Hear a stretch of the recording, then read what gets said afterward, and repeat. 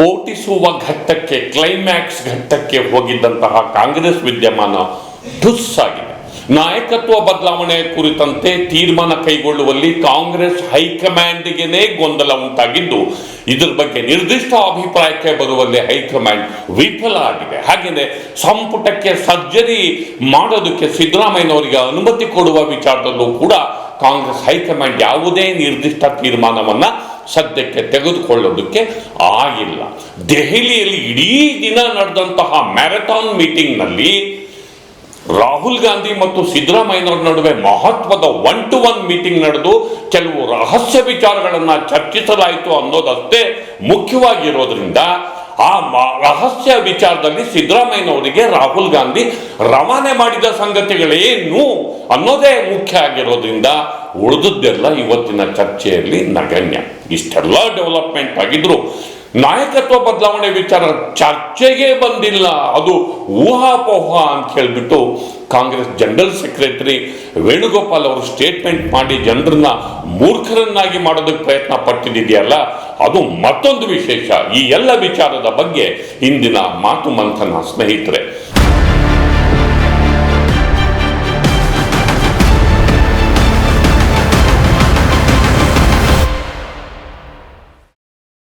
ಗೆಳೆಯರೆ, ಕಾಂಗ್ರೆಸ್ ವಿದ್ಯಮಾನ ದೆಹಲಿ ಅಂಗಳದಲ್ಲಿ ಇವತ್ತು ಪುಟ್ಟಿತ್ತು.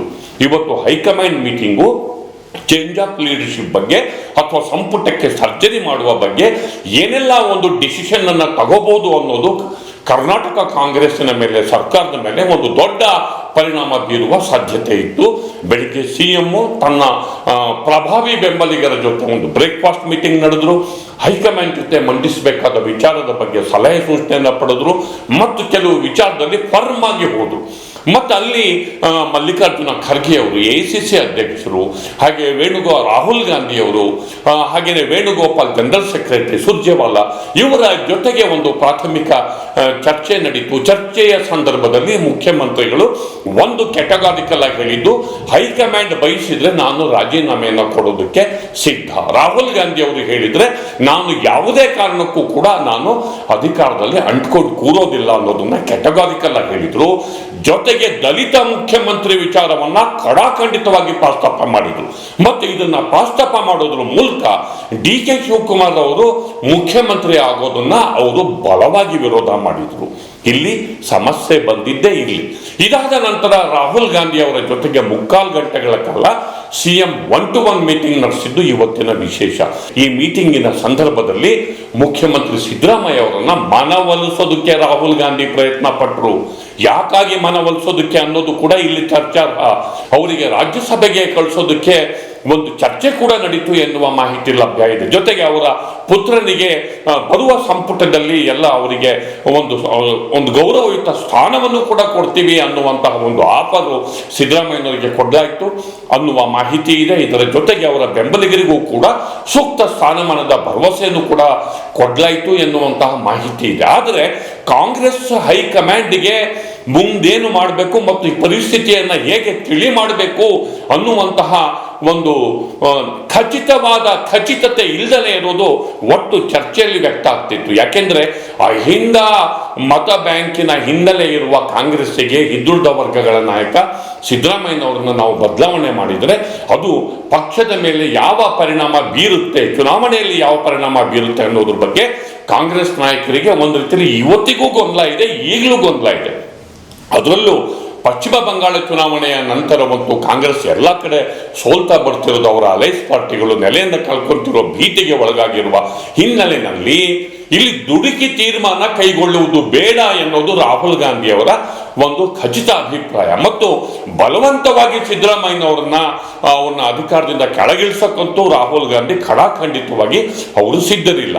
ಈ ಎಲ್ಲ ಕಾಂಟೆಕ್ಸ್ಟ್ ಅಲ್ಲಿ ಒಂದು ಚೇಂಜ್ ಆಫ್ ಲೀಡರ್ಶಿಪ್ ಬಗ್ಗೆ ತೀರ್ಮಾನಕ್ಕೆ ಬರೋದಕ್ಕೆ ಸಂಪುಟಕ್ಕೆ ಅನುಮತಿ ಕೊಟ್ಟರೂ ಕೂಡ ಅಲ್ಲಿ ಎಲ್ಲಿ DK ಶಿವಕುಮಾರ್ ಅವರ ಬಣ ಸಿಡಿದು ಬೀಳುತ್ತೋ ಅನ್ನುವ ಹಿನ್ನೆಲೆಯಲ್ಲಿ ಈವನ್ ಸಂಪುಟ ಸರ್ಜರಿಗೆ ಅನುಮತಿ ಕೊಡೋದಕ್ಕೂ ಕೂಡ ಹೈಕಮಾಂಡ್ಗೆ ಇವತ್ತು ಆಗಲಿಲ್ಲ. ಒಂದು ಖಚಿತ ತೀರ್ಮಾನ ಬರೋದ್ರಲ್ಲಿ ಹೈಕಮಾಂಡ್ ವಿಫಲ ಆಯಿತು. ಮತ್ತು ಸಿದ್ದರಾಮಯ್ಯನವರಿಗೆ ಕೆಲವು ಆಫರ್ಸ್ ಕೊಟ್ಟು ಅವರ ಒಂದು ಫೀಲಿಂಗ್, ಅವರ ಮೂಡ್ ಏನಿದೆ, ಅವರ ಮುಂದಿನ ರಾಜಕೀಯ ಒಲವು ನಿಲುವುಗಳು ಏನಿರಬಹುದು ಎನ್ನುವುದನ್ನು ಹೈಕಮಾಂಡ್ ಗ್ರಹಿಸೋದಕ್ಕೆ ಒಂದು ರೀತಿಯಲ್ಲಿ ಒಂದು ಕಾಲಾವಕಾಶ ಮಾಡಿಕೊಟ್ಟಿದೆ ಅನ್ನೋದಷ್ಟೇ ನಮಗೆ ಬಂದಿರುವಂತಹ ಮಾಹಿತಿ. ಈ ಎಲ್ಲ ಡೆವಲಪ್ಮೆಂಟಿನ ನಂತರ ಡಿ ಕೆ ಶಿವಕುಮಾರ್ ಜೊತೆಗೂ ಕೂಡ ಎರಡನೇ ಹಂತದ ಚರ್ಚೆಯನ್ನು ನಡೆಸಲಾಯಿತು. ಒಟ್ಟಾರೆ ಈ ಸಭೆಯ ಬಳಿಕ ವೇಣುಗೋಪಾಲ್ ಹೇಳಿದ್ದೇನೆಂದರೆ ನಾಯಕತ್ವ ಬದಲಾವಣೆ ಬಗ್ಗೆ ಚರ್ಚೆನೇ ನಡೆದಿಲ್ಲ.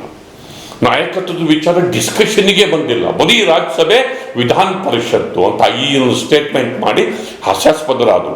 ಇಲ್ಲಿ ಒಂದು ನೋ ಚೇಂಜ್ ಆಫ್ ಲೀಡರ್ಶಿಪ್ ಅಂತ ಆಗಬೇಕು. ನಾಯಕತ್ವ ಬದಲಾವಣೆ ಇಲ್ಲ, ಸಿದ್ದರಾಮಯ್ಯನವರ ನಾಯಕತ್ವ ಅಬಾಧಿತ ಅಂತ ಹೇಳಬೇಕು. ಸಚಿವ ಸಂಪುಟ ಸಭ್ಯರಿಗೆ ಅನುಮತಿ ಕೊಟ್ಟಿದ್ದೀವಿ ಅಂತ ಹೇಳಬೇಕು. ಇಲ್ಲದೆ ಹೋದರೆ ನಾಯಕತ್ವ ಬದಲಾವಣೆ ಮಾಡುವ ನಿಟ್ಟಿನಲ್ಲಿ ಚರ್ಚೆ ನಡೆದಿದೆ, ಸಿದ್ದರಾಮಯ್ಯನವರು ಮನವೊಲಿಸ್ತಾ ಇದ್ದೀವಿ ಅಂತಲಾದ್ರೂ ಹೇಳಬೇಕು, ಅಥವಾ ಅದನ್ನು ಸುಳಿವು ಕೊಡ್ತಕ್ಕಂಥ ವಿಚಾರವನ್ನ ಏನಾದ್ರೂ ಹೇಳಬೇಕು. ಒಂದು ಖಚಿತ ನಿರ್ಧಾರವನ್ನ ಇವತ್ತಿನ ಒಂದು ಸಭೆಯ ಬಳಿಕ ಒಂದು ಖಚಿತ ನಿರ್ಧಾರವನ್ನು ಅವರು ಘೋಷಣೆ ಮಾಡಬೇಕಾಗಿತ್ತು. ಆದರೆ ಅಂತಹ ಯಾವುದೇ ಘೋಷಣೆ ಹೊರಬಿಡಿದಲ್ಲೇ ನಾಯಕತ್ವದ ವಿಚಾರ ಕಾಂಗ್ರೆಸ್ ಹೈಕಮಾಂಡ್ ಅಲ್ಲೂ ಕೂಡ ಗೊಂದಲ ಉಂಟು ಮಾಡಿದೆ ಎನ್ನುವ ಒಂದು ಸಂದೇಶದೊಂದಿಗೆ ಇಡೀ ಸಭೆ ಅಂತ್ಯವಾಗಿದೆ. ಸಿದ್ದರಾಮಯ್ಯನವರು ಈಗ ಬೆಂಬಲಿಗರ ಜೊತೆ ದೆಹಲಿಯಲ್ಲಿರುವ ಜಾರ್ಜ್ ಅವರ ನಿವಾಸದಲ್ಲಿ ಚರ್ಚೆನ ನಡೆಸ್ತಿದ್ದಾರೆ. ಮೀಟಿಂಗಲ್ಲಿ ಏನೆಲ್ಲ ಆಯಿತು ಅಂತ ಬ್ರೀಫಿಂಗ್ ಮಾಡ್ತಿದ್ದಾರೆ. ಈ ವಿಚಾರ, ನಾಯಕತ್ವ ವಿಚಾರ ಇನ್ನೂ ಜೀವಂತವಾಗಿದೆ.